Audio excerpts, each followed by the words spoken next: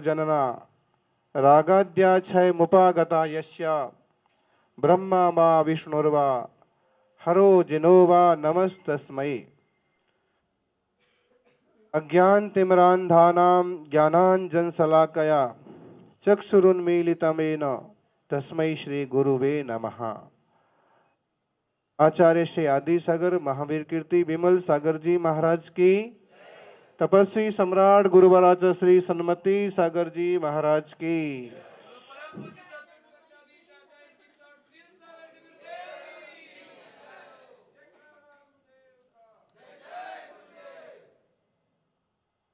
जिंदगी में किताबें और इंसान दोनों को पढ़ना सीखिए। जिंदगी में किताबें और इंसान दोनों को पढ़ना सीखिए, क्योंकि किताबों से ज्ञान मिलता है और इंसानों से अनुभव मिलता है। किताब पढ़ें और जीवन में उतारें।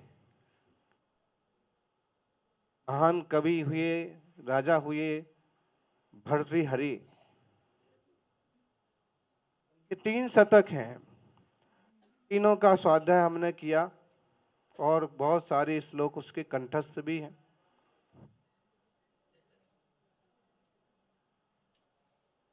आज उनका एक श्लोक पढ़ने में आया फिर से, और उसका सारांश, इंसान का जीवन भी कितना क्षणिक है, अद्भुत है, बेशकीमती है। 84 लाख योनियों में से सबसे ज्यादा महत्वपूर्ण योनि है, फिर भी कितना क्षणिक है कि आधी जिंदगी तो रातों में निकल जाती है। आपकी अगर उम्र मान ले अपन 80 साल मान ले, 100 साल मान ले, तो 50 साल तो जितना समय रात्रि होने में निकल गया, सोने में निकल गया। फिर बचपन में कितने साल निकल गए, निकल ही जाते हैं 8, 10, 12 साल। अब तक खास समझ नहीं होती है। फिर बुढ़ापे में, और उसमें कहीं कोई बीमारी आ गई तो ऐसे आधी जिंदगी सोने में, कुछ समय बचपन में, कुछ साल बुढ़ापे में, और सब निकाल करके देखें तो 5-7 साल जितना समय भी हाथ में नहीं बचता है। इसलिए हमारे हाथ में जो समय है इसका सदुपयोग करो। जीवन शांत हो, सहज हो, आनंदमय हो। हम यहाँ ऊनपुर गांव में उपस्थित हैं। प्रजापति परिवार है।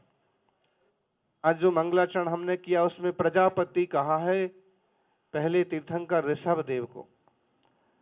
ये 2000 साल पुरानी स्तुति है।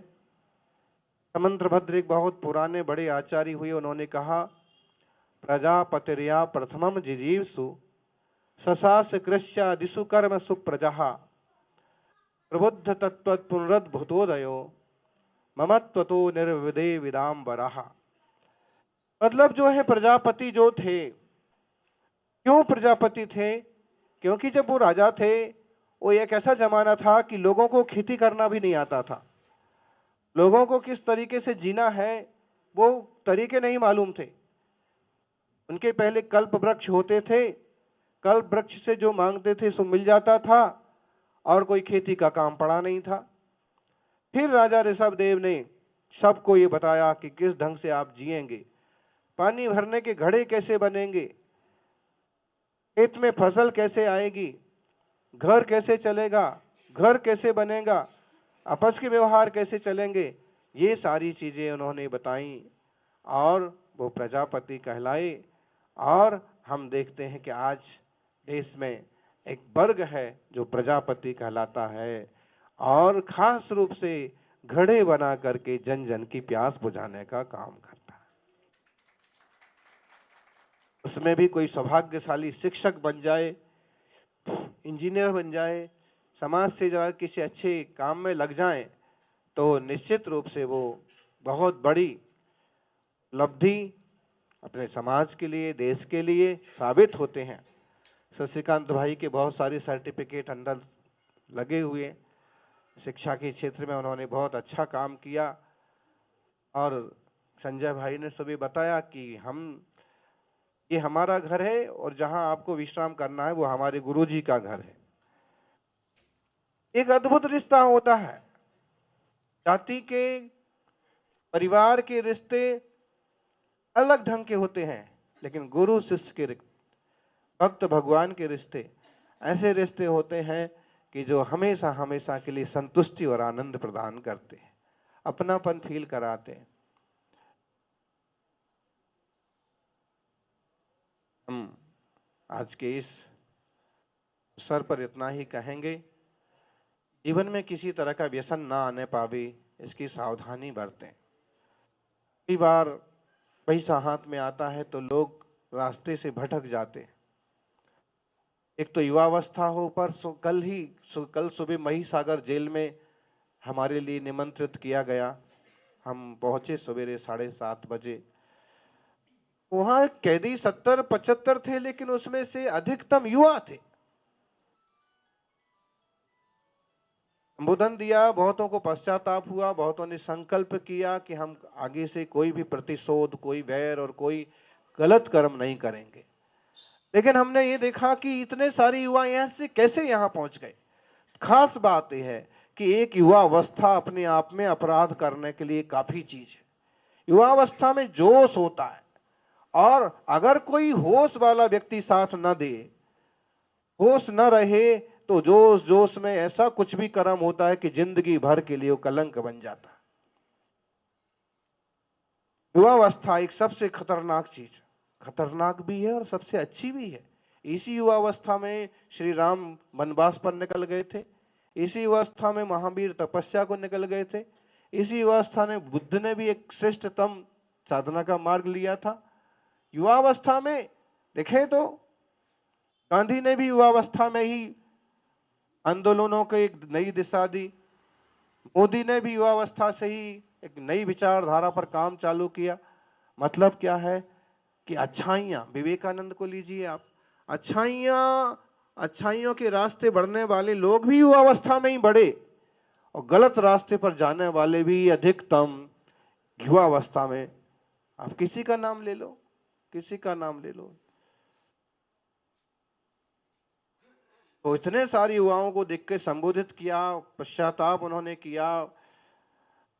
लेकिन एक बात समझ में आई कि अकेली युवावस्था काफी है इंसान को भ्रष्ट करने के लिए। अगर उसके साथ उसके पास रुपया और हो, पैसा और हो, तो फिर उसका संभलना और मुश्किल। और उसके साथ अगर उसके पास कोई पद और हो, सरपंच बन जाए, विधायक बन जाए, मान लीजिए कुछ और पद हाथ में आ जाए, घर का संचालन हाथ में आ जाए, दुकान हाथ में आ जाए, तो इतनी इसको बिगड़ने में बहुत ज्यादा कारण बनती हैं। लेकिन इतनी सब चीजें होने के बाद भी अगर किसी का जीवन सच्चरित्र बना रहा, तो समझ लो इस पर भगवान की बड़ी कृपा है। ये पुण्यशाली जीव है, भाग्यवान जीव है। और ऐसे में माता पिता, गुरुजन, प्रिंसिपल साहब, प्राचार्य बहुत बड़ी भूमिका निभाते हैं। उनके जो मार्गदर्शन होते हैं, उसके भरोसे विद्यार्थी तरक्की करते करते कहां से कहां पहुंच जाते हैं। दादा दादी, नाना नानी, उनका भय, उनका मार्गदर्शन बुराइयों से बचा करके आगे ले जाता है। इसलिए हमारे देश में संयुक्त परिवार को बहुत सम्मान की दृष्टि से देखा जाता है। बड़ा घर, एक परिवार यहाँ, एक परिवार यहाँ, बेटे इधर, पोते इधर, सब आनंद से रह रहे। जिंदगी में सुख किस चीज का है बताइए? केवल रुपए का सुख है क्या? केवल रुपए का कोई सुख नहीं होता है। केवल खाने का सुख होता है क्या? केवल खाने का भी कोई सुख नहीं होता है। दिन भर खाते रहते पंछी, कौन सा सुख अनुभव हो रहा? रुपए हैं, रिजर्व बैंक में करोड़ों रुपए हैं, क्लर्क काम करे जा रहे हैं, दिन भर नोटों के बीच में बैठे हैं, कौन सा सुख है? सुख होता है, गृहस्थों का सुख होता है उनका एक अच्छा परिवार। परिवार में छोटे छोटे बच्चे, और फिर कभी अतिथि आए तो भक्ति भाव से उन अतिथियों का अगवानी करना जिनको किसी से कुछ लेना देना नहीं, तो परमार्थ के पथ पर बढ़े। रिश्तेदार आए तो उनको यथायोग्य सम्मान से प्रेम से बुलाना, ये गृहस्थों का सुख होता है।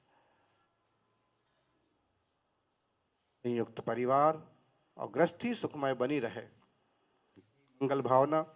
एक छोटी सी कहानी, कहानी क्या, श्री राम का चरित्र हमको बताएं आपको। चित्रकूट बहुत फेमस है। राम और सीता, लक्ष्मण वनवास के काल में वहां पहुंचे। एक अच्छा खासा मजबूत वृक्ष था, जंगल था, ऊंची नीची सुंदर चट्टानें थीं। एक अच्छी चट्टान पर बैठे राम सीता, सामने देखा मस्त कड़क कठोर ऊंचा एक पेड़ खड़ा है। पेड़ को एक सुंदर लता ने, एक सुंदर लता, लता को क्या बोलते हैं, बेल, पेड़ को सुंदर ढंग से सजा रखा, उसके ऊपर बेल चढ़ी हुई है। श्री राम ने बेल वृक्ष की तरफ देख करके कहा, सीते ये पेड़ कितना सौभाग्यशाली है, ये पेड़ कितना सौभाग्यशाली है, आ वृक्ष કેટલું સૌભાગ્યશાલી છે। देखो, एक सुंदर लता ने इस पेड़ को किस ढंग से सजा रखा है, एक सुंदर लता इसके लिए कैसे सहयोगी बनी हुई है। पिताजी को समझ में आ गया कि हमारी प्रशंसा की जा रही है। राम ये कहना चाहते कि पेड़ सौभाग्यशाली है, मतलब मैं सौभाग्यशाली हूं कि एक सुंदर लता, एक सुंदर बेल सीता मुझे मिली। पिताजी ने कहा, ना स्वामी, पेड़ सौभाग्यशाली नहीं है, सौभाग्यशाली तो लता है, बेल है। ने कहा क्यों? क्योंकि इतना मजबूत आधार इसको मिला, इतना सुंदर आधार इसको मिला। इस बेल को अगर इतना सुंदर और मजबूत और श्रेष्ठ आधार न मिलता, इतना चारित्र निष्ठ और मर्यादित आधार न मिलता, तो इस बेल का क्या होता, बेल की क्या वैल्यू थी। इसलिए बेल सौभाग्यशाली है। घर में जब हम अपने बड़े बुजुर्गों का, छोटे बड़ों का, समवर्तियों का सम्मान करते हैं, आदर करते हैं, तो ऐसे हमको भी आदर मिलता है। राम ने कहा, ना पेड़ सौभाग्यशाली है। सीता ने कहा, ना लता सौभाग्यशाली है। इस पर चर्चा चली रही थी कि तभी लक्ष्मण जी वन में घूम करके वापस आए और भाई भाभी, भैया भाभी की चर्चा सुनकर के दूर खड़े हो गए। सीता जी ने कहा कि भाई लक्ष्मण आओ, आप जो है हम दोनों की एक समस्या खड़ी हो गई, उसको सुलझाओ। लक्ष्मण जी ने कहा कि बड़े लोगों के बीच में छोटों को नहीं बोलना चाहिए। आप बड़े लोगों की समस्या का फैसला छोटे बच्चे क्या करेंगे। ऐसे विनय होता है, वय की तरफ से नापो तो सीता जी लक्ष्मण जी की उम्र बराबर ही होगी, रिश्तों का सम्मान कैसे होता है।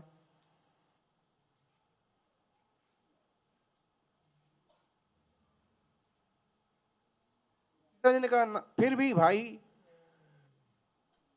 भाई के नाते एक ये तो बताओ कि पेड़ श्रेष्ठ है कि लता श्रेष्ठ है। लक्ष्मण भी समझ गए कि निश्चित रूप से एक दूसरे के गुणों की प्रशंसा कर रहे हैं।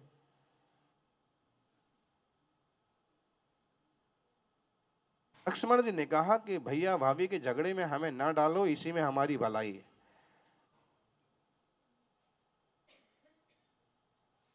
इतनी सी बात में क्या दिक्कत है, आप बताओ दोनों में श्रेष्ठ कौन है, ज्यादा सौभाग्यशाली कौन है। लक्ष्मण ने कहा पेड़ अपनी जगह सौभाग्यशाली है, और कितना सौभाग्यशाली है ये पेड़ जाने। लता अपनी जगह सौभाग्यशाली है, वो कितनी सौभाग्यशाली है वो जाने। लेकिन मैं तो ये जानता हूं, इस पेड़ और लता के नीचे जो रहता है वो सबसे ज्यादा सौभाग्यशाली। सबसे ज्यादा सौभाग्यशाली कौन हुआ?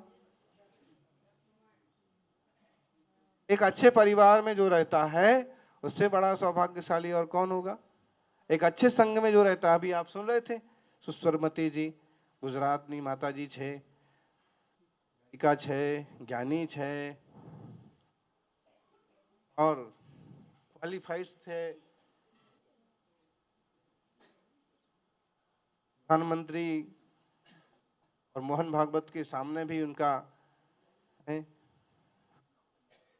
और सुबह भी माता जी ने कहा वो भी इंजीनियर है, इंजीनियर रहे और फिर कंपनी से इस्तीफा दिया।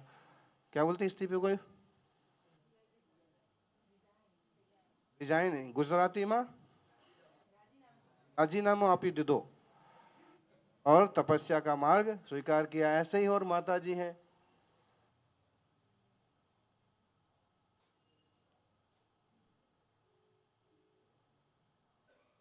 रिका माता जी, मुनि महाराज।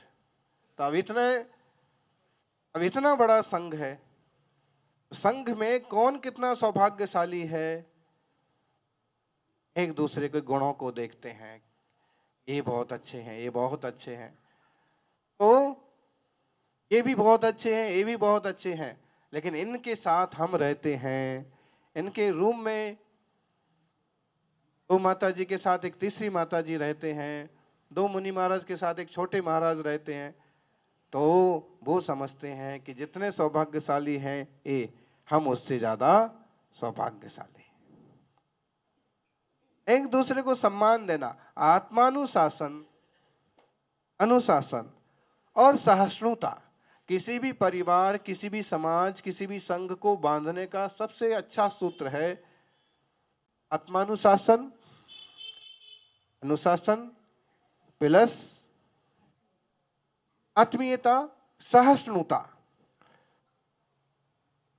एक तो हम सहन कर लें, कभी कुछ ऊंचा नीचा हुआ तो कोई बात नहीं, हमारे ही लोग हैं, हमारा ही परिवार है। दूसरा अनुशासन, क्या ढंग से हमारा परिवार चलता है, किस वे पर चलता है, किस तरीके से, और उस अनुशासन में चले। तो दोनों गुणों के कारण से गांव, परिवार, समाज तरक्की करता है। ये होती है हम सभी इस एक मानव जीवन को पा करके आत्म कल्याण करने का पुरुषार्थ करें। हमें इसके पहले कौन सा भाव मिला था वो हमें नहीं पता है।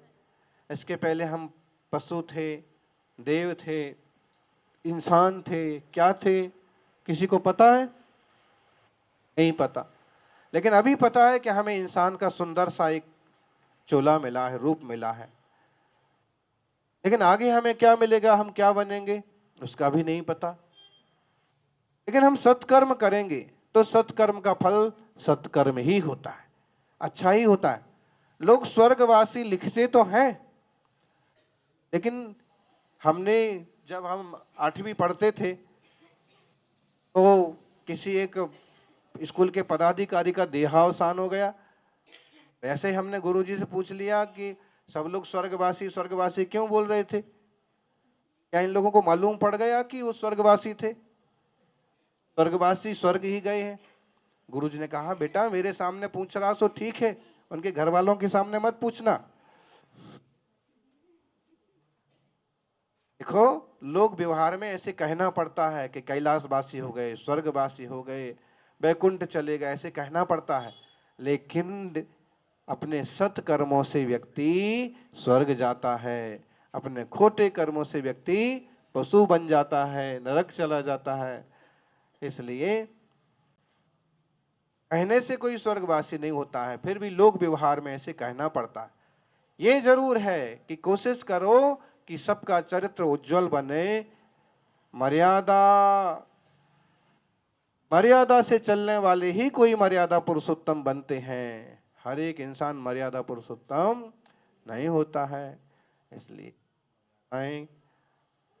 श्रेष्ठ आचरण का अनुसरण करते रहिएगा और आनंद से आज साधना हुई। ऐसे अंदर पाटा रखा था, हम पाटा पर तो बहुत थोड़ी ही देर बैठे, नीचे जमीन पर बैठे रहे और स्वाध्याय जाप ध्यान किया। फिर बाद में यहाँ स्वाध्याय के लिए आ गए और अच्छे से आज की साधना संपन्न हुई। इस बार को इस संजय भाई तो खूब दिनों से लगे थे कि आना चलना, और हम तो बात ही नहीं कर पाते थे। तो प्रवचन के निमित्त से अपनी इतनी चर्चा हो गई तो हो गई, नहीं तो बात भी नहीं कर पाते। और सब लोग बोलते हैं कि आना आना, तो कहाँ जाना है, क्या करना है, बस सिर हिला देने का, ठीक है। लेकिन उस सिर हिलाना भी उनके लिए फल गया और उनके साथ साथ इस परिवार को, इस गांव को भी फल गया और आज संघ पूरा यहाँ पर पहुँच गया। यहाँ से बिहार भी होगा। बिहार का मतलब चलता, ये बहुत देसी शब्द चलते हैं आज भी मुनि संघ में। वही भारतीय संस्कृति के प्राचीन शब्दों का प्रयोग होता है, जैसे आहार, निहार, दीर्घ शंका वगैरह। बिहार, पद विहार करके जाना। फिर प्रतिक्रमण, कोई दोष हुए हैं तो उन दोषों की फिर सामायिक ध्यान में, सामायिक में जाना। स्वाध्याय है पढ़ाई, लेकिन शास्त्रों का एक साथ बैठ के स्वाध्याय करना। तो बहुत सारे ये प्राकृत भाषा के शब्द, संस्कृत भाषा के शब्द चलते हैं। हाँ, मिच्छा में दुक्कडम, ये भी प्राचीन शब्द है। सॉरी बोलने की बजाय मिच्छा में दुक्कडम, क्षमस्व है। प्रधानमंत्री जी ने भी बोला, अच्छी बातें तो सबको स्वीकारना चाहिए। सभी के मंगल की कामना, सर्वे भवन्तु सुखिना। बहुत सुंदर हिंदी में मेरी भावना में है ना, सुखी रहें सब जीव जगत के, कोई कभी ना घबरावे। बोलो सभी, बैर पाप अभिमान छोड़ जग नित्य नए, घर घर चर्चा रहे धर्म की।